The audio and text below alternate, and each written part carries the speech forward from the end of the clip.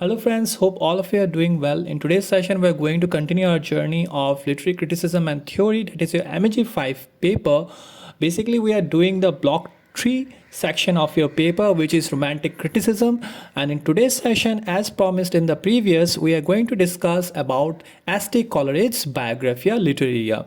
Now, this particular session is again very important for your essay question perspective point of view. So do watch the video till the end, and we highly recommend that if you have not watched our previous videos on literary criticism and theory, do watch it so that you can understand the proper lineage and how I'm taking all of you in this particular journey of preparation for your upcoming term and examination. And also do consider to join our social community pages and do watch the videos that I have pinned in the description. As I always say, these particular videos that I have pinned are very beautiful to watch, and the narration has been done by me. Now, without any further ado, let's get started. Now, let us first of all see Biographia Literaria's history before we jump down to certain important particular sections of this particular work of S.T. Coleridge. Now, Biographia Literaria was published in 1817 in 2 volumes of 23 chapters. Now, it is very important to highlight the basic points here because you are going to attempt, even if a short note perspective and essay type perspective, it is important. Now, the full name of this particular work of S.T. Coleridge is Biographia Literaria, or Biographical Sketches of My Literary Life and Opinions. Now, Coleridge's poetical criticism revolves around the theory of creative imagination that is mentioned in chapter 13 and chapter 14. Now, let us see what was the inspiration of this particular work of Coleridge. So, Biographia Literaria was inspired by 3 sources. Number 1, William Wordsworth's theory of imagination. Number 2, German transcendentalist thinker like Kant and Schelling. And number 3, David Hartley and the Associationists' psychology. Now, in case if you remember, in the previous session we have discussed the William Wordsworth work Preface to Lyrical Ballads, where Wordsworth had mentioned that poetry should be written in general language. Okay, and he also mentioned a couple of different points which was contradictory to the opinion of S.T. Coleridge. Now, Coleridge criticized William Wordsworth's views on poetic diction, that is the language, in his critical work Biographia Literaria. That's why this particular work of Coleridge bears a huge importance, because here he has a difference of opinion along with William Wordsworth. So Coleridge said that the principal difference between the language of prose and poetry is meter. In the other part, we have seen in the poetic diction and language, where William Wordsworth have mentioned it in his preface to Lyrical Ballads, that the language of prose and poem should be same. It can be same, all right. But here Coleridge is saying that a difference between the language of prose and poetry is meter. Also, to mention to all my viewers that I have discussed the meters in the British poetry playlist. You can find that particular video. If you want to know more about meters, you can definitely watch that as well.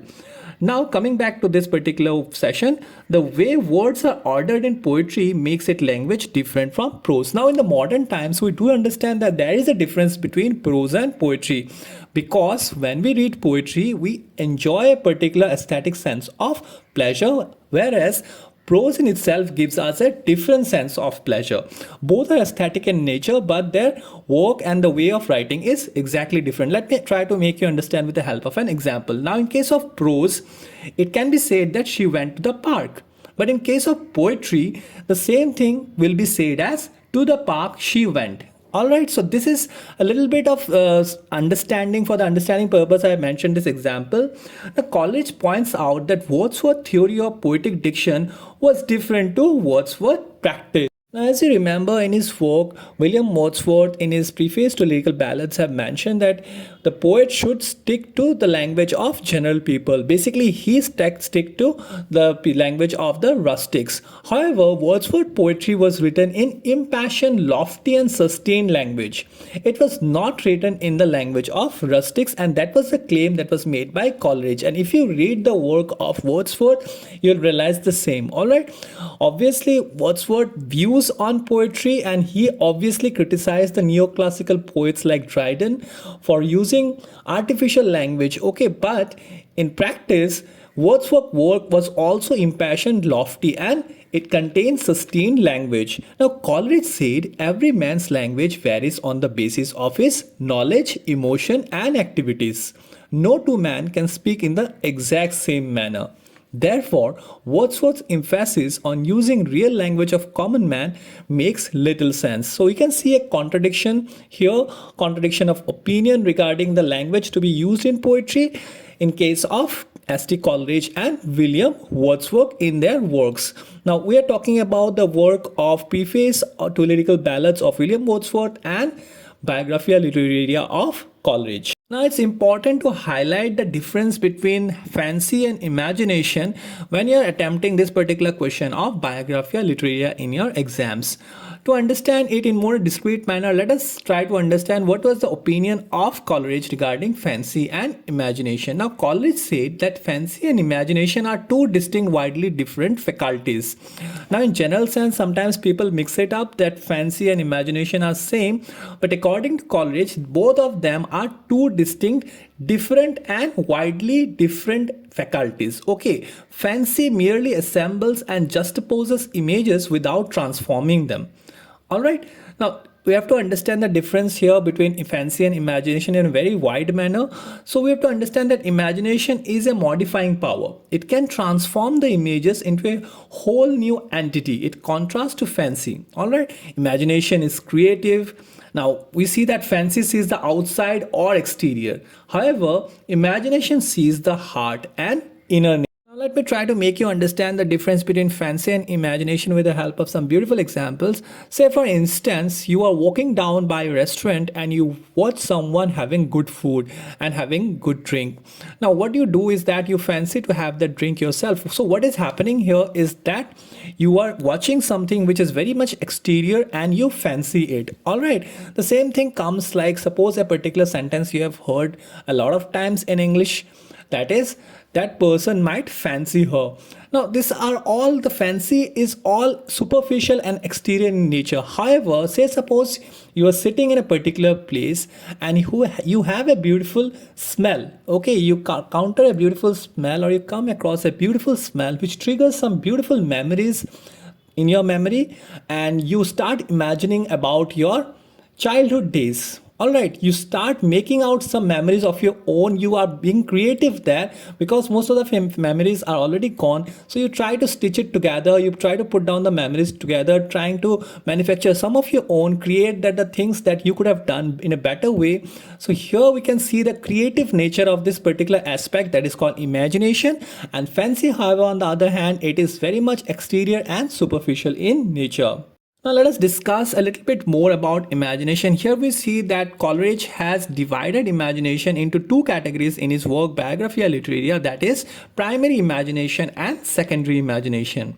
Now primary imagination is the essential power of basic human perception, how we can perceive or interpret the world. It also allows us to identify, discriminate and synthesize and also produce order out of chaos. Now, primary imagination is unconscious and this faculty is present in all human beings. However, when it comes to secondary imagination, it occurs in harmony with primary imagination, but it can coexist only with conscious will.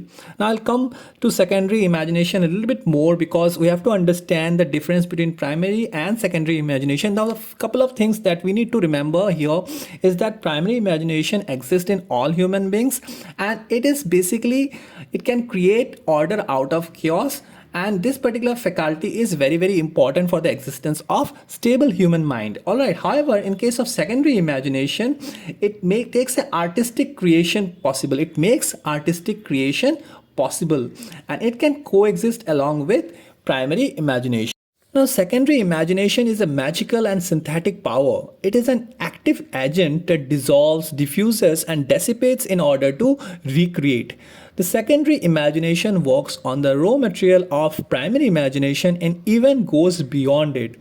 Now, you might wonder that what is the exact difference between primary and secondary imagination? So, let me tell you that this magical faculty is enjoyed exclusively by artists. Okay, not all of us are blessed with the intellect of Wordsworth or Coleridge to create poems or beautiful poetic work or different work of literature. Now, this is the difference. These people are blessed with secondary imagination according to Coleridge, which is mentioned in his work Biographia, Literaria. So the difference between primary and secondary is that primary imagination is enjoyed by all people. That means this particular faculty is present in all human beings. However, this magical faculty, that is the secondary imagination, is enjoyed exclusively by artists. So after understanding the difference between primary imagination and secondary imagination, let us move ahead and understand the difference between poetic talent and poetic genius. So poetic talent is the skill and knowledge required for writing poetry. It can be acquired and cultivated. So any one of us who is familiar with literature can acquire and cultivate this particular aspect. Okay, any one of us can have this particular poetic talent. But however, according to Coleridge, a true poet has poetic genius, also called poetic imagination. Now, poetic genius is clearly superior to poetic talent, and it is being blessed by only a couple of people in our society who have this particular sense of imagination, which is kind of superior to the normal people. All right.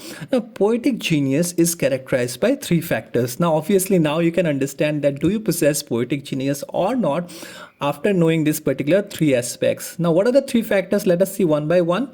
Number one is power of imagination. Number two is depth of thought and emotion.